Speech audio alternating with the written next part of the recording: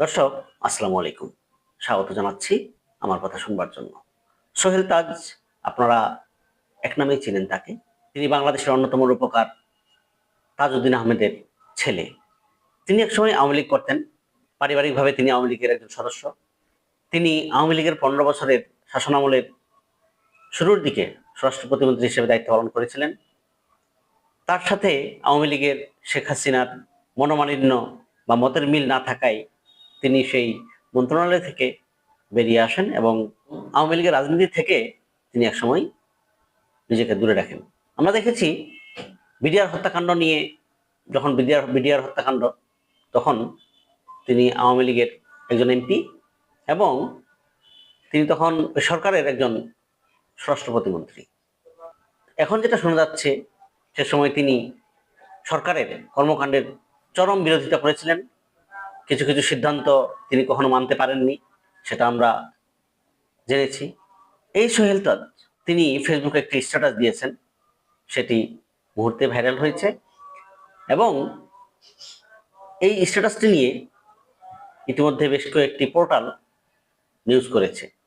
আমরা একটু জেনে আসি আসলে তিনি কি লিখেছেন, হঠাৎ করে ফেসবুকে তিনি কি স্ট্যাটাস দিলেন সেটা একটু জানতে চাই। এ নিয়ে কালের কণ্ঠ একটা রিপোর্ট করেছে। রিপোর্টে বলা হচ্ছে, এক প্রকার সতর্কবার্তামূলক ফেসবুক পোস্ট শেয়ার করেছেন বাংলাদেশের রাজনীতিবিদ সোহেল তাজ। তার শেয়ার করা পোস্টের শুরুতে লেখা, কে এই মাস্টারমাইন্ড, তাকে ধরিয়ে দিন। প্রথমে তিনি লিখেছেন, নষ্টামি, ভণ্ডামি, নোংরামি ও কূটকৌশল অবলম্বনকারী সকল নেককারজনক শয়তানি ও কুকর্মের মূল পরিকল্পনাকারী ও বাস্তবায়নকারী এই মাস্টারমাইন্ড। তিনি মাস্টারমাইন্ডকে খুঁজছেন এবং তিনি বলছেন কে মাস্টারমাইন্ড, এবং মাস্টারমাইন্ডের তিনি এক্সপ্লেইন করেছেন যে কারা মাস্টারমাইন্ড।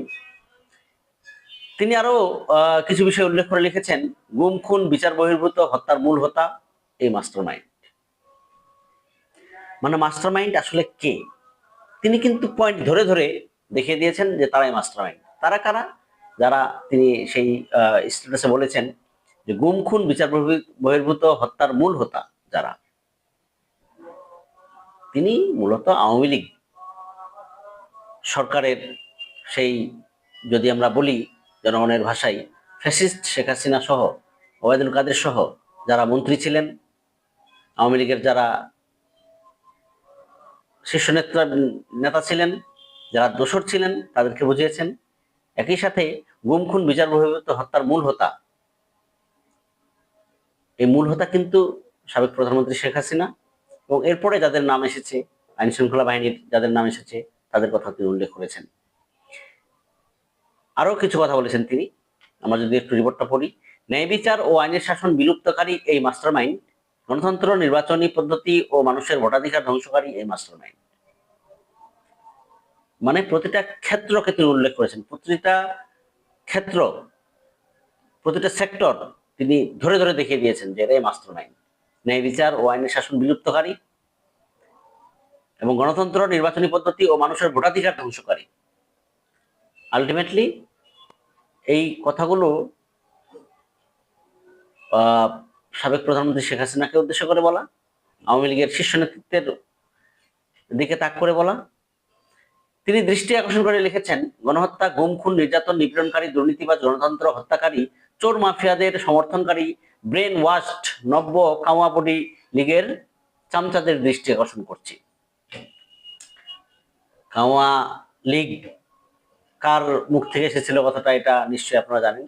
মূলত এখানে আওয়ামী লীগের শীর্ষ নেতা এবং ওবায়দুল কাদের সহ তাদের উল্লেখ করা হয়েছে, এটা আমরা যতটুকু বুঝতে পারছি।